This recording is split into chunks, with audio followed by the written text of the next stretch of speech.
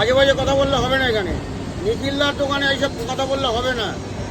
বলো। তোমার দোকানে এতগুলো আইটেম দেখেছি, হ্যাঁ তার একটা সত্যি কথা বলবে? হ্যাঁ বলো। আমি কিন্তু আজকে ক্যামেরার সামনে বলছি, আচ্ছা তোমার দোকানে যতবার এসছি তুমি নিশ্চয়ই পাম তেল ইউজ করো। তার জন্য তুমি দাঁড়াও, তেল কিন্তু আমায় কোনোদিন দেখাওনি।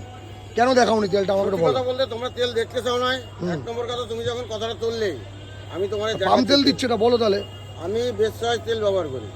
আচ্ছা, তাহলে ওটা নিশ্চয়ই গোডাউনে আছে তাহলে এখন। গোডাউনে কেন থাকবে? আমি এখানে টিন দেখাবো, প্যাকেট দেখাবো, সব কিছু দেখাবো। আমি কি সব ব্যবহার করি দেখো। টিন, এই প্যাকেটটা দেখাবো, এই দেখো এটা কি আছে। হ্যাঁ দেখে নাও। বেশ চয়েস। তেলের টিনটা নিয়ে আসো, তেলের টিনটা নিয়ে আসো।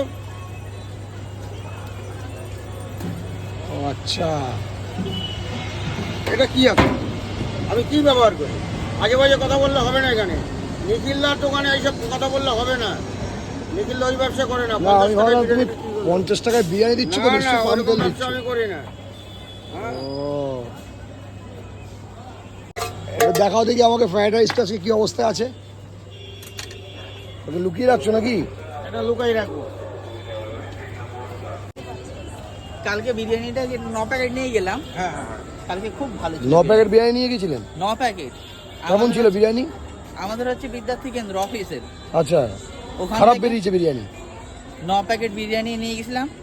ভালো বিরিয়ানিটা হয়েছে, শুধু একটু ওনাদের নুনটা একটু কম লেগেছে মাংসতে। বিরিয়ানির রাইস সমস্ত কিছু ঠিক মানে আছে। আমি এখানে ক্যামেরা করছি বলে আপনি এসে উনি কি শিখিয়ে রেখে যাবে আপনাকে? না। এমনি সত্যি বললেন? মানে কোয়ালিটি তাহলে ভালো নাকি?